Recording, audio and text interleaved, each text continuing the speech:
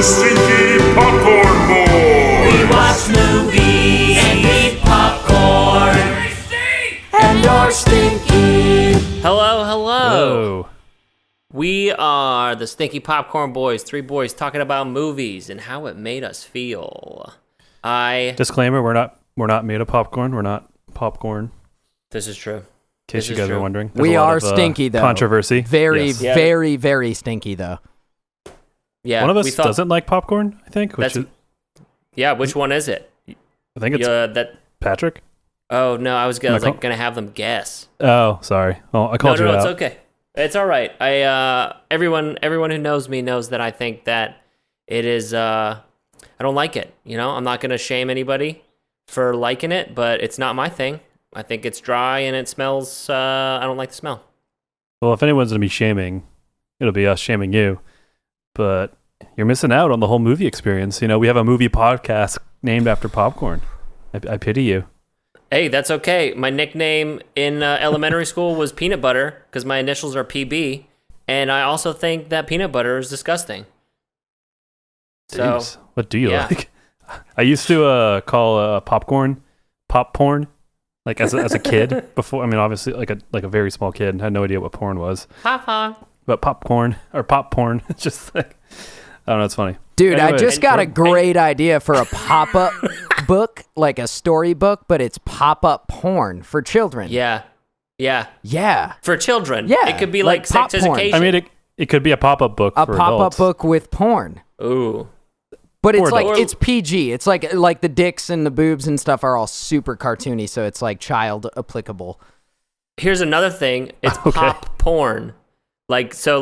It's like the Katy Perry of porn. So there's pop music, grunge music. Yeah, I'm more into grunge porn, but you know, we deal in pop porn. Gotcha. Pop porn.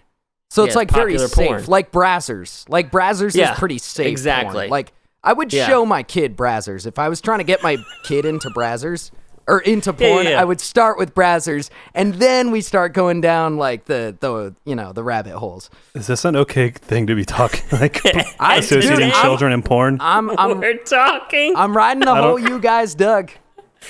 I'm riding. No, I'm no, riding it. mine.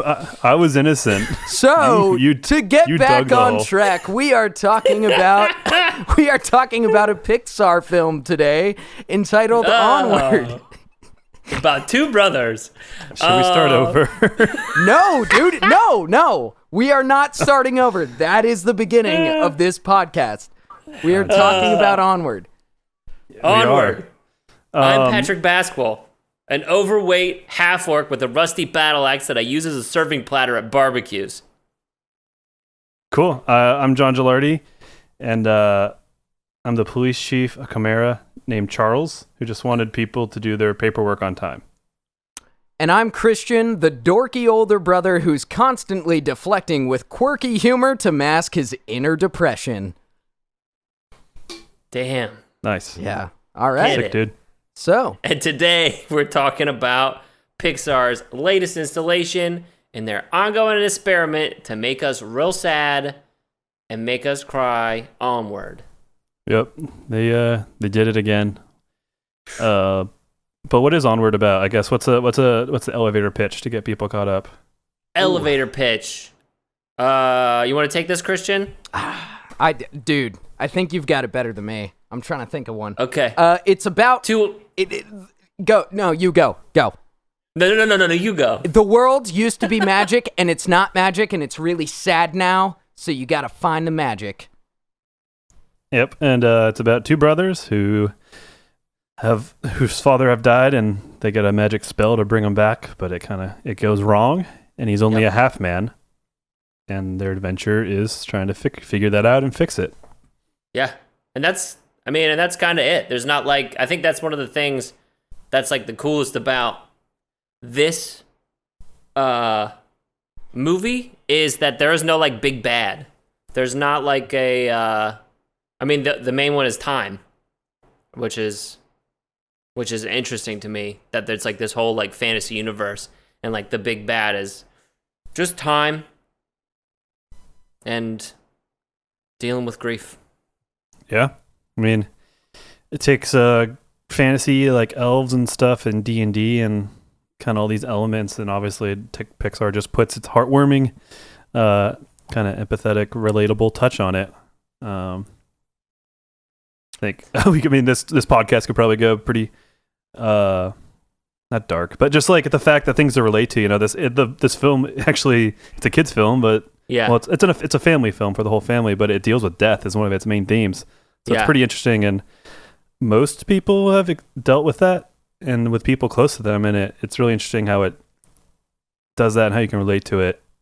And then also just like inter-family relationships, after loss, or just generally relationships between family members, the two brothers, So the movie actually has a lot of heavy stuff in it, and really it plays with a lot of interesting. It plays with those themes in a very interesting way, which I'm looking forward to diving into. But I don't know, where do we start? I mean, I guess we should start with how did this movie make you feel? I mean, because we could go through and like hit all the little boats, but eventually the main thing is like, how did this movie make you feel, or what did it what did it elicit in you? Well, I think John just hit the nail on the head. Like, just the themes that it was playing with, like grief and death and family and all that stuff. But I was also trying to watch it through the lens of a child, and it just made me want to play D&D. We have been playing D&D for our first D&D campaign the past couple months, so it just got me super excited to get back into that and take more risks. Like our resident risk taker Patrick here is always, dude. I love how you dive in balls deep. Every choice you make in our D&D campaign, you just dive in. And this movie made me want to take those risks, not just in our D&D campaign, but in life. Because he's got his checklist, and he's like, oh, speak up more, take it, go out and do stuff, whatever else is on his checklist. And it's like, dude, that's inspiring. Just do the thing. Like, there's so many good messages in this picture, and why? Great Why cast is as well. By the way, yeah. touch on that quick. Tom Holland and Chris Pratt are the two brothers, and Octavia Spencer is the Manticore. I don't know who the mother is. Julia Louis-Dreyfus. Okay, yeah, so those are probably the most screen time characters. And they were phenomenal. The one And the guy from The Last Man on Earth plays the centaur. Okay. I don't know his name. That's a really good audition. Nice. Of course, there was a cameo by the ham guy, or whatever. What's the pig's name from Toy Story? Mr. Porkhead. Yeah, him. But everyone knows. But he had his cameo. He was one of the construction workers at the end of the movie. Oh, I did not know that. I did not know that either. His voice is so Pixar. Like he's been in every Pixar movie, so of course you're gonna. Huh. I guess I just related to it. I'm just surprised you guys didn't pick it up. Huh. I am also surprised I didn't pick it up. I'm disappointed and sad. Well, it happens to the best of us. But you were saying something before we brought up the actors. Also, shout out to the animators. Obviously, the actors show up and work for tops 40 hours, while the animators and everyone else devote their lives to it. So, of course, our little animator production team, shout out. But hell yeah. Continue. Well, that's one of the things that's interesting to me about this movie is that it's so big. It's essentially because every one of the Pixar films is like a $200 like big budget like movie. $200? $200 million. Excuse me. Wow. $200 million, and it probably takes like 4 years to do. And so, I mean, one of the things, like, as we kind of go through and, like, it has all those great messages, it kind of seems like the general consensus to everybody that I talk to is like, oh, man, it really hits me right in the feels. But everyone gives it, like, a 7. Like, it's a 7. It's fine. It's really good. It's inspiring and real sad, and the characters are really good, but everyone's just like, it's a 7. And it's still good. I know, but it's just, I wonder why, like, it A lot doesn't- of it could be fatigue, Pixar fatigue, or not even fatigue. Okay. It's just like, I don't know. Maybe for me, their turning point when you realize, okay, everything they touch isn't gold was Brave. That was the turning point for me. Mm-hmm. And after then, everything has pretty much just been good, like really good or good, but not like, not Toy Story or Finding Nemo or Monsters Inc. Those are all amazing. That is to say, I think Toy Story 4 was actually a great film. Yeah, I actually watched that one recently too, and I think that they do a good job, but I think they did a pretty good job. Yeah. Having that outro. I wish they never did the. I love Pixar. It's like a big thing with my family. We're all like early adopters, nerds. So like my uncles and dad and all of them are like following Pixar and Steve Jobs right from the very beginning. So like we were always watching Pixar short films. So it's very much part of my family's kind of. I don't know, just always been there. It's always been present. So with all that said, I have not seen Cars or Cars 2 or I think there's a third one or Planes. There is a third one. Is Planes even Pixar? I don't know if Planes is Pixar, but I know that it stars Dane Cook. Nice. But yeah. So I don't know. Like I still love those films, but something about those movies and the Cars movie and then with Brave, like that kind of whole combination, something around that time to me, the films are all great, but I'm not blown away, how you always were. Yeah. I don't know. So to your point, that doesn't answer why it's a 7 out of 10. But to me, it was just, I can't say. I guess that is my answer. I can't say for sure. I think that is a central theme of this picture is the loss of magic. You are old, John. Oh. You are old. You are jaded. You have lost the magic and you can't find it. And you need somebody to take you on a quest to find that magic again. I think that's the reason why somebody would give this a 7 out of 10, because it should be a 9 out of 10. I give it a 9, not a 10, because it made me cry, and that pissed me off. But I will say second viewing. The theme of that it's such a cliched like story arc of like losing your childlike sense of wonder and imagination and trying to find it, but this movie, in my opinion, executed it perfectly, and I loved it. So John, you're just not magical. Well, That's interesting. I will say on my second viewing, I enjoyed it a lot. My first one, but on my second viewing, you're finding your magic. Was a lot better. You're finding your magic. Again, I use Letterboxd, great app, not sponsored, but. Dude, I'm your barley, dude. I am your barley. I'm helping you. Elbows up. That's, kind of am. But I gave it a 3.5 on my first viewing, but I did bump it up to a 4 out of 5. 4 out of 5, not out of 10. Okay. I thought you were going to say a 3 out of 10. I was like, what? No. Far too low. Yeah. Well, I really like that, the magic, because it's also pretty interesting because like the whole world has lost magic. Yeah. And it's just like everyone, I know we're just talking about it, but I'm discovering that idea and playing with that for the first time.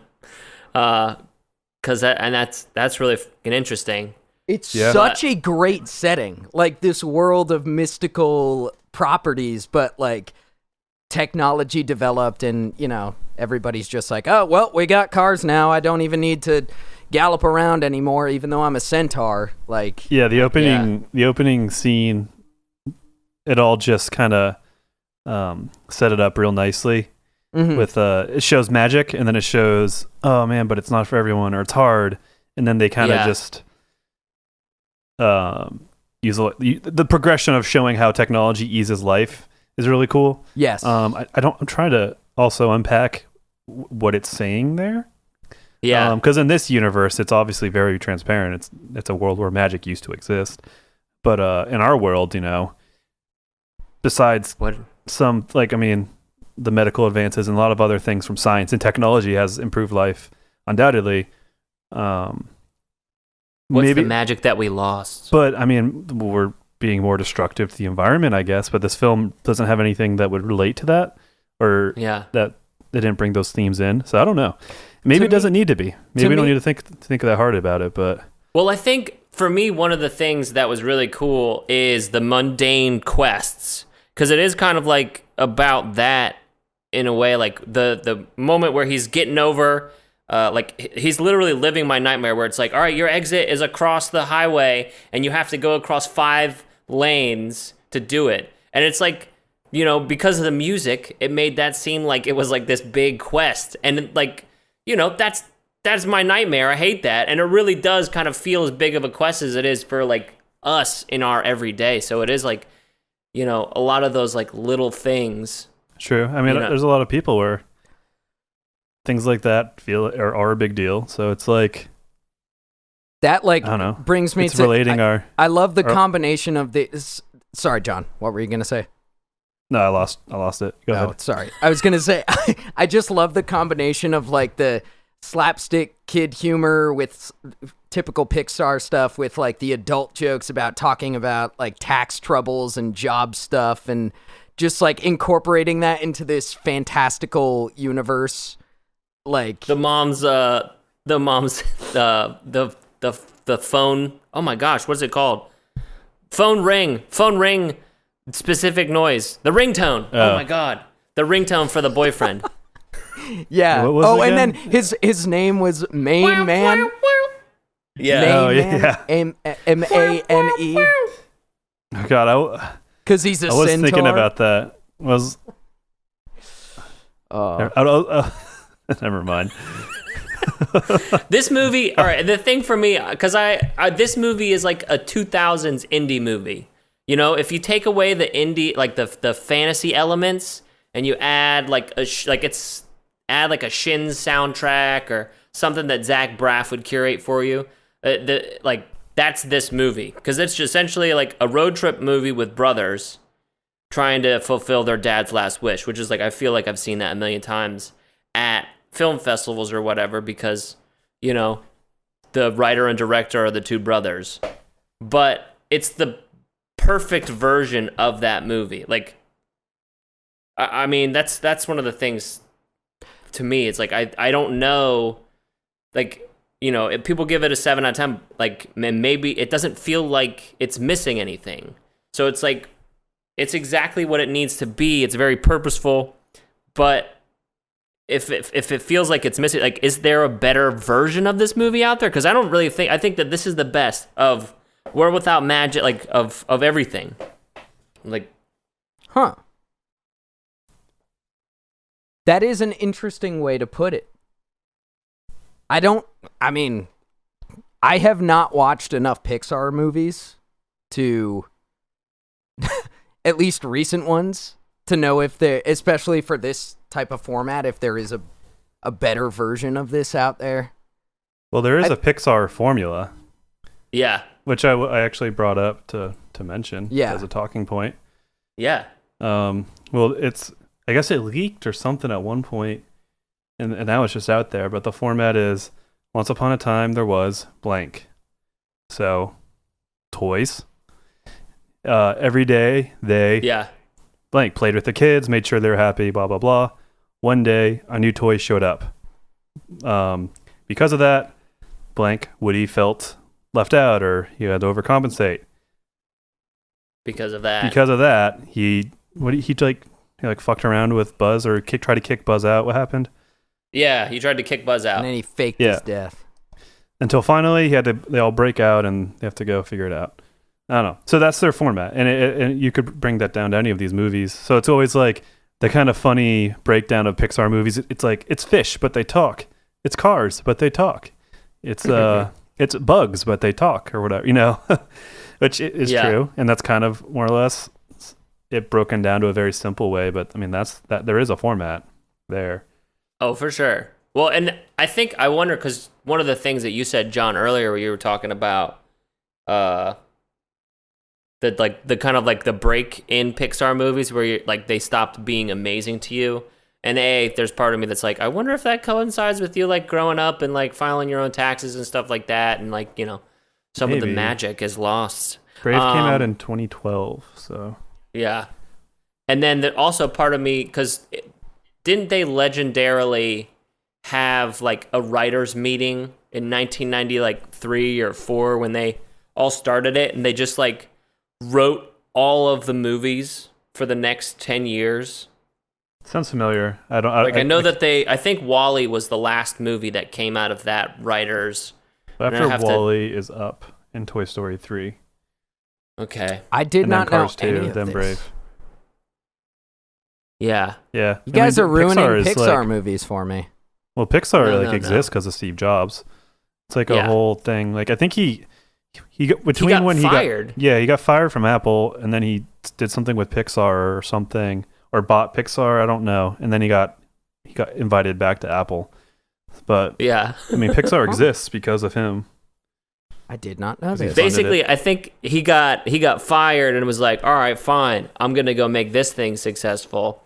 And then he was just like tooling around with them and until like Steve Wozniak and all those people came around. Nope, Steve Wozniak, is that right? Yeah, Someone- Seth Rogen played him in one of the movies. Yeah. The one with Michael Fassbender. Yeah, I liked both of them. I think they had each their merits. I did not watch the Ashton Kutcher one. It wasn't bad. I don't know the true story, so I don't know what corners they cut or what I don't know why people didn't like it. I mean, it wasn't great, but it was a good kind of, I don't know. It kind of captured the beginning to end kind of of the biopic kind of thing, where like you can kind of see the steps and the growth. Where the Fassbender one is kind of like it all takes place before the conference, right, or within that conference setting, and it's more like a play. Yeah, I think where it's like every scene takes place right before he gives a speech and unveils how fucking cool he is. Yeah, Was that the Fassbender one or the Kutcher one? Yeah. Oh, okay. Yeah. I have not seen either. that'd be a good episode, is to watch both of those and review and compare Yeah. them. Yeah. But Especially since Christian hasn't seen either of them. Nope. yeah, But Onward. I love, by the way, that he put an O on his dash. I know. for over the D for drive for Onward. Yeah. That's probably the best joke in the movie. And of course, it's the title, so Yeah. it's pretty good. I mean, that's what I just love the older brother. I love Barley. I know. I love Like- how he's such a good guy. Like, Dude, he's like right, a good like, guy. right from Like- the beginning of the movie, I was like, "Oh, this guy's gonna have some like tragic, like some depressing thing that he's gonna confess, because he's not just Chris Pratt being a Yeah. goofball. Like, there's gonna be something where he's like, gonna make me cry. I knew that. That's just that. 'Cause- That's part of the Pixar structure, right there. I was like, I feel like, because I feel like this character in a different movie, like the Barley character in a different movie, is an asshole and like comes around, but like it's so much more true to life because he's not an asshole. Yeah. like he's actually worried whenever he rips his dad's sweater, and it's on. He's like, oh, and he's not like mad that he's wearing dad's sweater. Like there's so many like things there, and him being so excited. I have this in my notes multiple times. Man, I'm glad Barley's not an asshole. Yeah. I'm so glad Barley's not an asshole. Well, like it comes around that he is this father figure and he's taken protector and ownership. Yeah. God, I forgot what the younger character's name is. Ian. Yeah, Ian. And obviously, then you find out that Ian realized, oh, he's my brother, but he's been that kind of figure for me. You know, he's been my protector. And I mean, that's the big tear-jerking moment is that he Ian spoilers. I think we'll make a branding thing that outright we're spoiler free, unless it's like a movie theater kind of going, and we're gonna come and talk about it. Anyways, so the way it plays out is only one of them can meet the dad, and so Ian sacrifices that chance because he had that protector, and Barley never did, and Also, so frustrating to me. Barley's last memory of their dad Yeah. was really morbid because he was sick. He was in the hospital, and so Ian, who had never met him, wanted Barley to have a good final last memory. God, I'm gonna fucking cry just thinking about this scene. God, Yeah. it's so beautiful. Well, it's another thing that the movie doesn't show him even in that moment. Yeah, And I think a lot of it is like I know ABC or someone did this show where people's lost members of their family come back from the dead, and you see it and you see the interactions and whatnot. And I think it was like it was, I don't remember. I think only had one season, but like it would just be a trailer where it's just these families and their long lost dead son would come, or someone like a partner would come back and stuff like that. And it shows them integrate, and that's kind of how that plays out. And I think anyone really has that kind of fantasy, or they dream a lot. I mean, I lost someone very close to me, and I have dreams where I interact with them today in my life and stuff like that. And I would love to have a day with them. Yeah. And but I think it's really nice how this doesn't go full tilt that way. I think the fantasy it plays with, no pun intended, like not like within the fantasy world, but just that fantasy that people can have, or that would have, your lost loved one back for 24 hours. It's really tasteful, I guess, in a way too. Yes. Dude, that was one of my notes too, is that they play with the theme of being able to revisit a loved one that you lost, but like not like, oh, you can bring them back from the dead. It's like there's like a memorabilia, like like remembering them is more important than just, because you can't bring them back. It's like the memory and the good memories, focusing on that and moving forward, hence the title of the film, Onward, with the people you still have is more important than dwelling on the past, it was like you said, John, it was so tastefully done. It was perfect. It was fucking perfect. Because it's not about fulfillment. Like, it's not about this wish fulfillment thing. It's about just like having that connection. And I think that's a really good fucking point, Christian. Because the memorabilia and stuff. Because the dad's there, but he's not really there. There's not a whole lot of character with him. Mm-hmm. He's there for comedic relief. He has few heartfelt moments where he only can communicate with kind of putting his foot on them. So he has some moments where he's there and they're kind of dark moments, or they have a conflict, and he starts dancing, and who knows if he's just dancing because he feels the vibrations in the car, or he's dancing because he knows his sons need that moment to bring them back and cheer them up. I don't know. But that kind of stuff is very limited in the movie. And I think it's for that reason. He's a conduit for them to, I mean, they're already seem pretty close, but like for them to have that moment of realizing what they are to each other.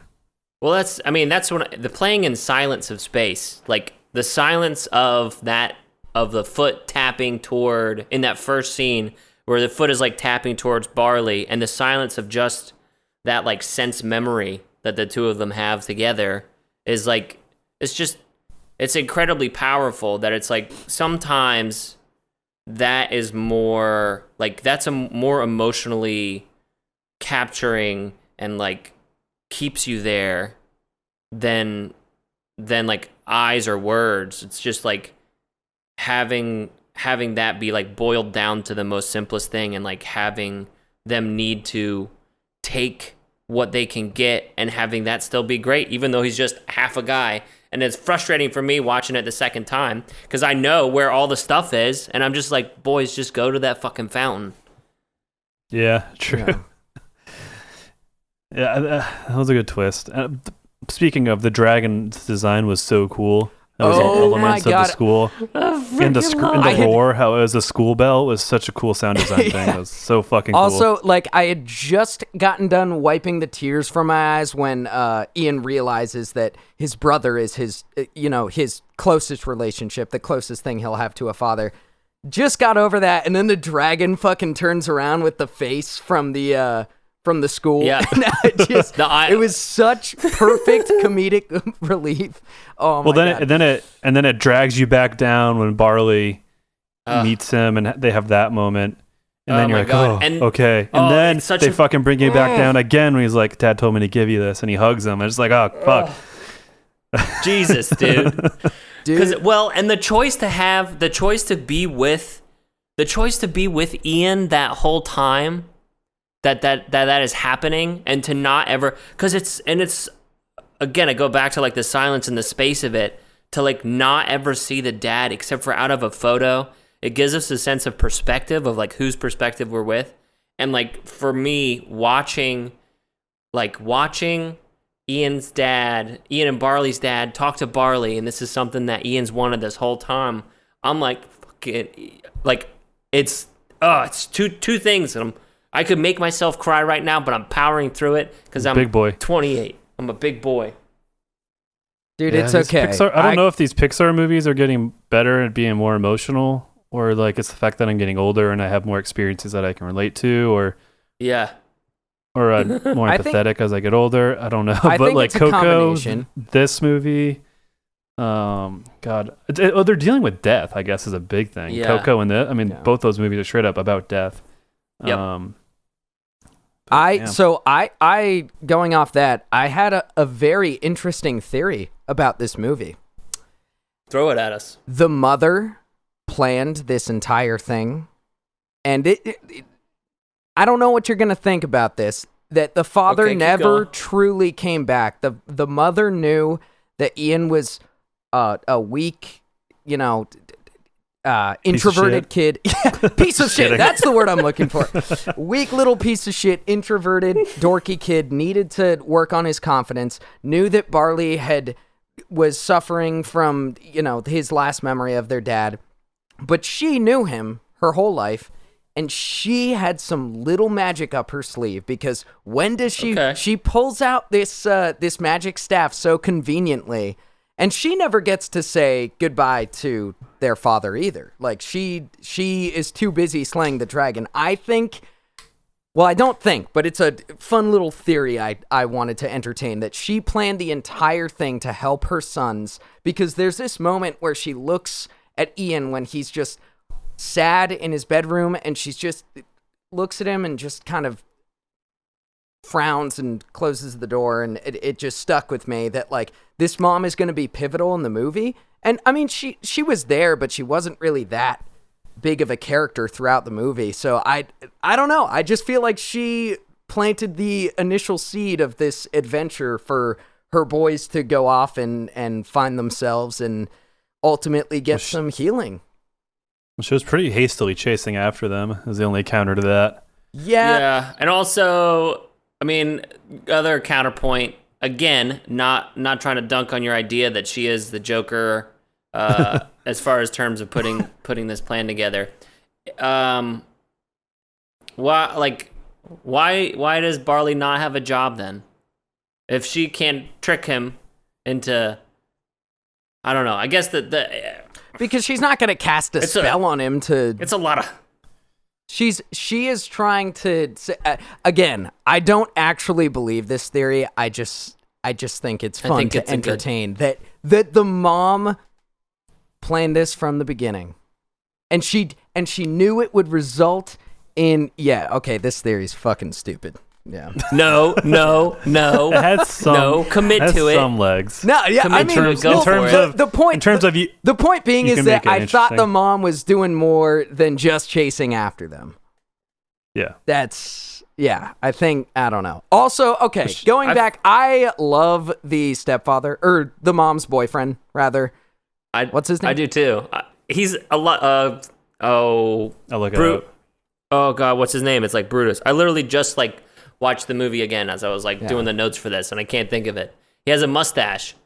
Brutus. He does. And dude, the reveal of that he's a centaur Colt Bronco. was so good. Colt Bronco. Because they Brutus. introduce him like he's Fuck. just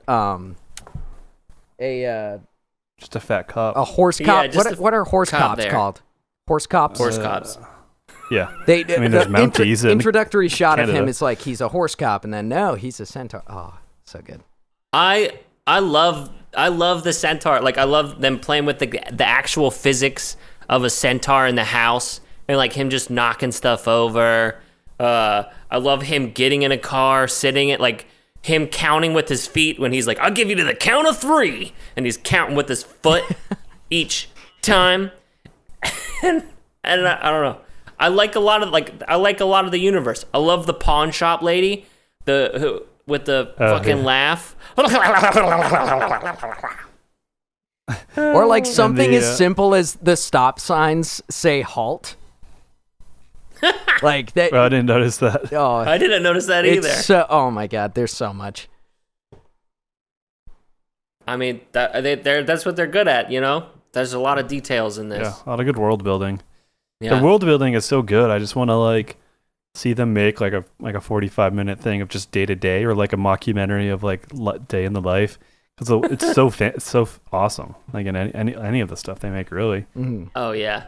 Well, that's why they have so much to dive into when like they have all shorts and stuff. Like they have so many different things that they can dive into.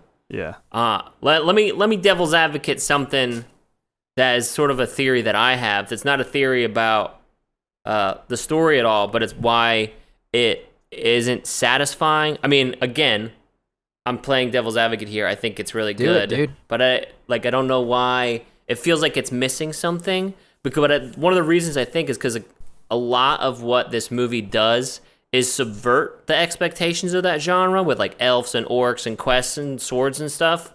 And so, you know, you kind of run into like sort of the Last Jedi effect where you subvert expectations enough and it leaves you feeling flat. Cause like they're riding along in that final quest thing where they're riding on the Cheeto. And yeah, I laughed because it's great and I love it. But I wonder if that like sort of robs you of the moment of it. Like if you're looked at a chocolate cake and you're like, I'll have that fucking piece of chocolate cake, but then it tasted like a creme brulee. I don't know about the physics of that, but it tastes like a creme brulee. Even if it's maybe like the best creme brulee ever, but you're like slightly disappointed because it's not chocolate cake. Ooh. Does that make sense? That is a fantastic metaphor. Thank you. But unfortunately, I like I really liked the taste of the creme brulee. I did. Hey, but I also really liked it. Yeah. But are you speaking not just about the Cheeto on the river scene? No, not just about, but like a lot of like, not just about more that, than just, but like throughout that, a lot of it is about like, you know, you take away a lot of like the fantasy or like the grandioseness. And I mean, part of it, and again, I like that the stakes are so low and they're so personal, but it's like that there is no, I don't know. It's like because it's a genre thing and it feels like maybe it should be Save the World or something like that. Maybe it feels like there's something missing. Yeah, I again trying to look at this movie through the lens of a kid, like when I was younger, I would definitely want more of a giant dragon fight where our hero, Ian, who is our protagonist, actually gets to physically sword fight with a dragon at the end. Like, that's what the kid me would have wanted, but the adult me was more prepared for just like, oh, there's going to be some moral about family or something. But I think I know what you're basically saying, that you were hoping for them to do more of a fantastical, like something more with the universe, especially at the beginning. They bookend the beginning of this movie with like this beautiful, fantastical universe with witches and wizards and dragons and all this stuff. I know what you mean. I was looking for a little bit more of that at the end, a little seasoning of that at the end of the movie.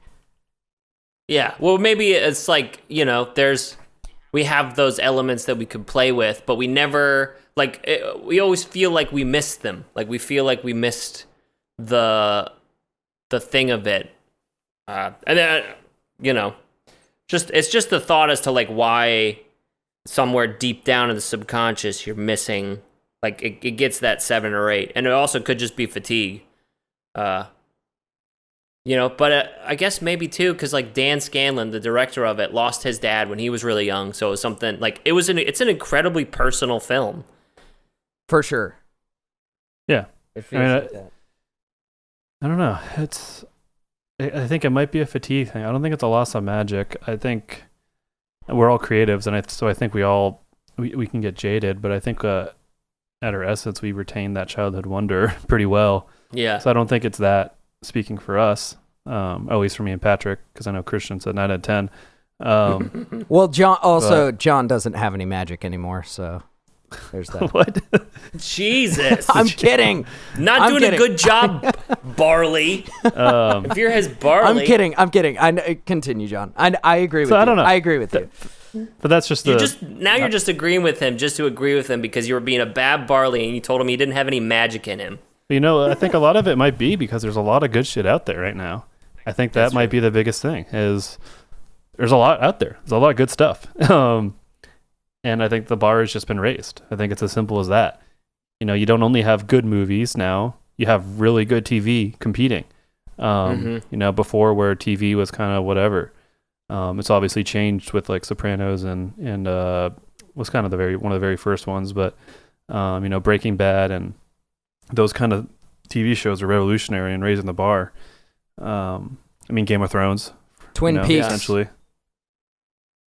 But yeah, that was like in the mid '90s, right, or early 2000s. So. It came back. Dude, that show raised the bar. I watched the first couple episodes and I was like, holy shit, this was so ahead of its time. Yeah. But yeah, speaking David Lynch, man, he to does how his stuff. saturated the entertainment industry is, it's there's a lot of good shit. There's a lot. Yeah. So Let's probably just recalibrated ourselves. Now great.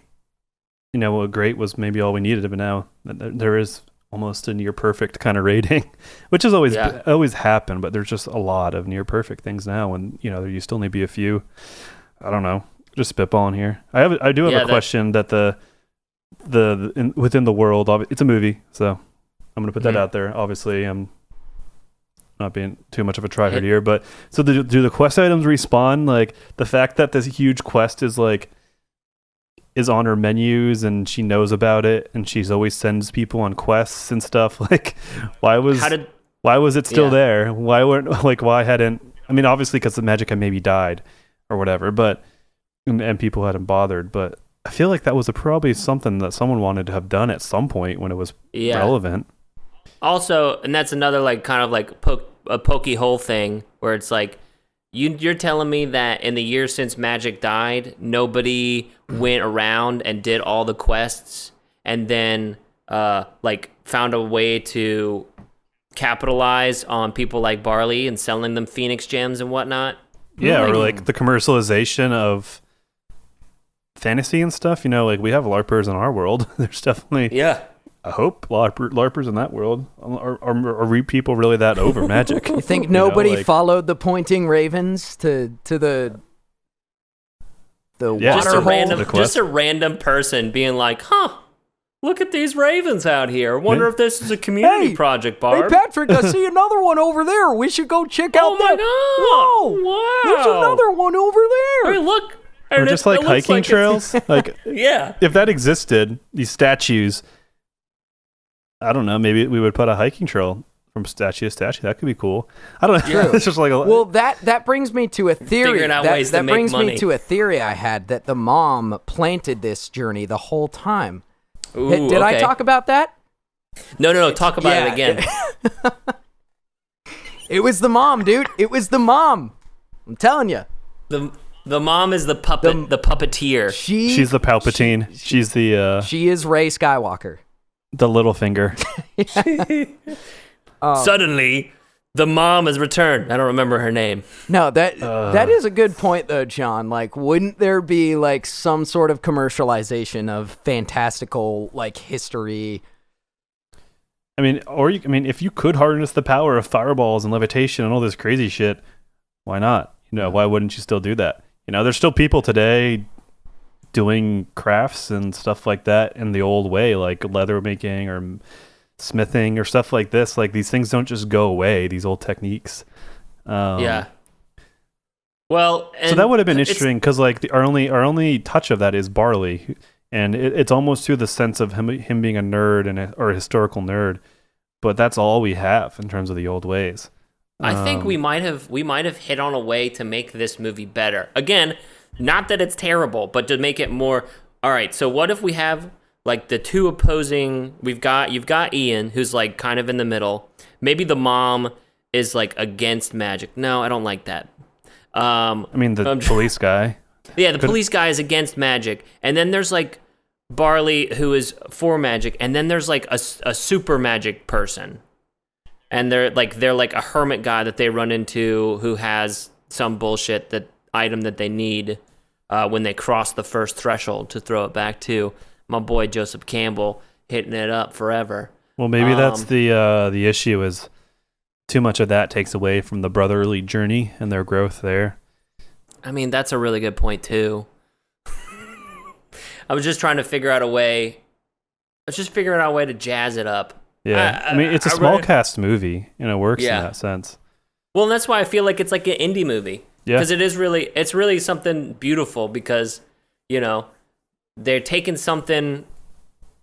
I say ordinary, but it's not like really ordinary. But it's like something that everybody deals with, like the loss of a father or a family member, and they put it in this magnificent world. And by doing that, they let us like deal with it. So it's like by lowering the stakes of the entire quest, they let the stakes of the brothers' quest to hang out and get to know each other and try and figure out a way to see their dad for a couple hours. It makes every moment powerful. So, I mean, me saying that and then trying to make it a better movie is not necessarily, I mean, you could still have that, but make a big bad, a wizard type or a dude who tries to wield magic, or who's someone that believes that, and he's looking for the stone for his own purpose. So it's a race against him. And so he can be kind of there doing it parallel while the brothers can still kind of grow and whatever, Yeah. I mean, that could be the way you bring in the try-hard historical guy trying to be a wizard. Ooh. And then somehow, instead of a dragon, which is cool, you have the final battle be like a wizard battle, or the guy's harnessing the dragon to get the stone or something, You could still have the same film that way. Does it make it better? I don't know. But I don't know if it makes it does add that element, though, of a that there's more people out there besides Barley. Dude, I love that. Except I would add to that at the end. So they're racing against this evil sorcerer, and they get to the end. They somehow the sorcerer does something wrong, summons the dragon. They defeat the dragon. They meet their father. They both get to meet their father, and then the sorcerer disrobes. And it's just their mother the whole time, and she orchestrated the whole thing. I knew it. She did it. I knew it. So then it and then it does she work, says, "Sons, I love you. This was my journey for you guys to discover yourselves and realize your potential and deal with grief." This is my gift to you. Aren't I great? Yes, aren't I smart? Exactly. I planned all of this. Nothing you did on your own. Yeah. And then we bring in the some theming of is it authority? Self-authority, agency. That's it. Agency. I like self-authority more. Self-authority. The self-authority. Reminds me of sports authority. Ooh, sports authority. It's a great shop. I like it better than Dick's. Edgy take. Okay, that's a hot take right there. That is. Yeah. Wow. Yikes, dude. I don't know how you guys can recover from that. Man, I guess got stock in dicks. Closing thoughts, I guess. I'm gonna go through my cool shit and weird shit. Yeah. Again, I have the older brother. I love the older brother. I've talked about this multiple times. But one of my favorite things is him not being jealous of his brother who has magic, and he doesn't have magic, and he's not like jealous or mean, and it's just so fucking great, especially because my brother is so much more attractive than I am, and I am so grateful for it every day. Cool. No, I mean that's a really healthy brotherly relationship, and I think that's not atypical, and I think that's great in the movie shines that, because you don't see that too often. I mean, I've known plenty of people with the older younger brother. Like one of my old roommates is. They were both athletes, but the younger brother was a way better athlete, and I think he's like minor league baseball now, But the other brother was like always there, all the games, like so proud of his brother, always talked about him. So I mean, it's a real thing, and it's not rare, It's just love, and it's family. So I'm really, it's weird that it feels you don't see it often in movies. Yeah, because it's so natural, because that's what it is. Number 2, I like the background action and all the stuff. The Manticore runs into the thing, the man blowing on his soup, when she says people aren't taking risks. I just love the background action in all these things where it's like, again, talking to how big the world is. Yeah. Some of my weird stuff. I was really frustrated that he had half a body for 24 hours. I know that is like the whole conceit of the movie. Why does this spell work just once? I've seen Dragon Ball Z. I know. I just wanted, and maybe that's another reason I feel dissatisfied by this movie, is because there is that beautiful end that's like takes that away. Yeah. Well, you wrote down the weird shit in your notes with the Pixies, and that is something that I think fell flat for me overall. And it wasn't like a focus of the movie, but the movie was leaning onto it pretty hard for comedic relief, or just as a comedic aspect, and it didn't do it for me. It's definitely for kids. I mean, kids are like children are laughing their heads off at that, and I'm happy that that's there for them. But for me, it didn't do it. Yeah, they kept going back to that, and it was just like, I don't know, they weren't that big of a deal. Like, they just didn't have that much of an impact on the movie for being in it as much as they were. Yeah, and like the whole thing, how they learned they have magic back, was like, didn't really come back around as like a bigger message or society kind of finding itself again. It was just there. That's true. Yeah. It felt like deleted scenes that were in the movie to some extent. Or maybe it had something to say with potential, or like potential within. You just gotta awake. I don't know. I think the whole foreshadowing. Pixie thing would have landed a lot harder if the Pixies could have been dropping like homophobic and racial slurs. That definitely would have, or maybe one of them has like a "Make America Great Again" sticker on the back of their motorcycle. That definitely would have made that a little bit more funny. But this is a Pixar movie, so we can't. Yeah. I thought it was hilarious when they were operating the motorcycles, like when they were hitting the accelerator and just a bunch of little fucking pixies on. I did like their little NOS sequence where they did the boost on the motorcycle. It felt like a little throwback, or whatever you want to say, to the Fast and Furious movies. In a sense. It made me very uncomfortable when they all like popped out of the motorcycle. Like, you're like, oh, what are these motorcycles driving up? And then they all popped out and they scurried like cockroaches, and I was like, I don't like that. Yeah, I think maybe it would have been funnier if the main pixie was the dude with the beard. Like, that's more funny to me. And if he was spouting off racial slurs. Can you imagine? And the mom was little chipmunk? And the mom was in charge of it the whole time.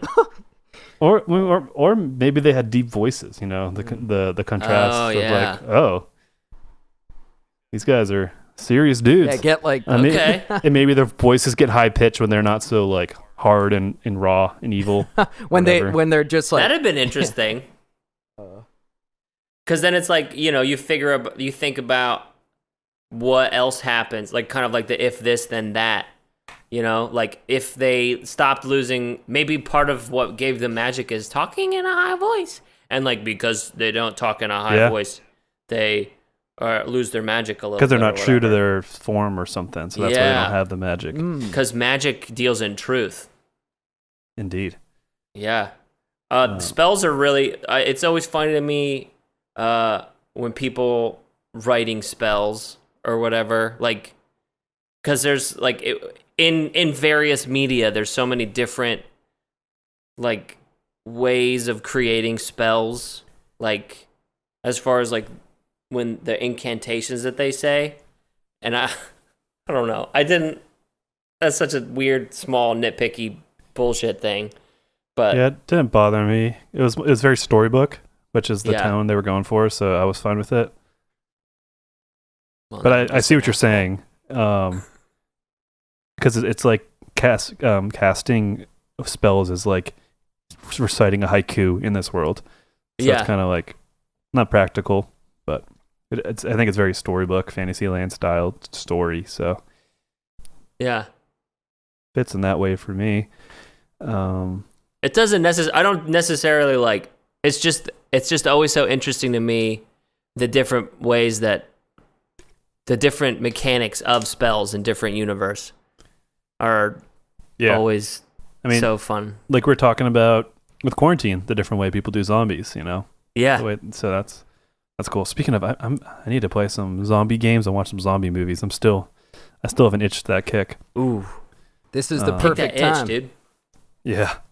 Who knows? Maybe we'll get some Corona zombos coming at us. Uh-oh. Coughing on you, Ugh. having a little bit of a fever. And then you want to eat everyone. So I guess final thoughts on the movie. I mean, how do you want to do ratings? Would you recommend it? I don't know. Who wants to go? Oh yeah. I'll rate it. I'm gonna rate it. Four breakfast burritos that Ian gets in the beginning of the movie out of 5. Cool.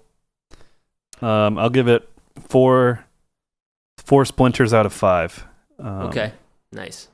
Yes. I'll give it 9 Cheetos out of the 10 that are left in my Cheeto bag. Also, I just want to say the animation is so on point because you can get great voice actors, and the voice acting was amazing, but the intricacies of the faces and just the way they project the voice, it's perfect. Yeah. Oh, yeah. So, Top of their game. yeah, absolutely. Animation was, oh my God, it's so good. And you'll cry. Yeah. You will cry. If you Guaranteed. cried at Coco, you'll cry at this for sure. Yep. I mean, if you cried in Up, kind of same thing. If you cry to Wally, you're definitely. I've only seen Wall-E once. That is on my list to watch again. I recently rewatched that sweet one. Did it hold up? Oh yeah, it holds up. Especially now where it's like, oh, the world is on fire. There were Australia fires, and now where everyone's stuck inside because, we've got quarantine. Yeah. So it's Okay. like, huh. Yeah, that's what I'm trying to do these days is watch a lot more movies. So I don't know, watching movies. Watching movies. It's fun. Like I've wanted to watch more, just consume more film, and this podcast is the perfect excuse to do it. But I think that kind of wraps up this week. We're still in our phase of feeling it out and doing these few early episodes. But like I said last time, we'll bring in some interaction. So just write us and we'll get back to you. We'll answer questions. Any kind of like, if you have an opinion or ask us to rank things, we can have discussions. Or if you have movie pitch us your ideas, pitch movies. Pitch us a movie. We'll tell you why it sucks. No, but we'll tell you, we'll critique it, say what's great, kind of ask questions, force yourself to be more critical of your story and reassess things, or it can just be fun and goofy. I don't know. Whatever you send us, we'll try and give back. But yeah, that's it for me. Yeah. Anyone else? That'll be it. It's time for the catchphrase. Bart'll do. Bart, as they say in Malta. Bart'll do. Later. Oh my God, a pixie just broke into my room. Oh, you don't think I'm funny? You don't think I'm funny, you little